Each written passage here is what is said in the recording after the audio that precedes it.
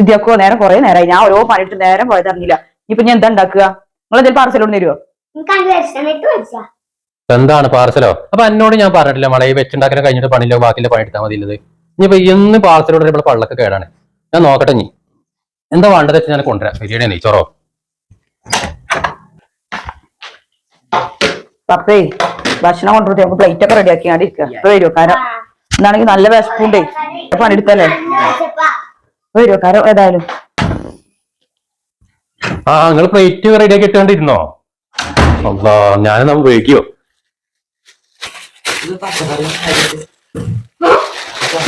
ഇതായിരി, ഇത് പച്ചക്കറി. ഇതേ മര്യാദക്ക് വെച്ചുണ്ടാക്കാണ്ട തിന്നോളി കേട്ടോ.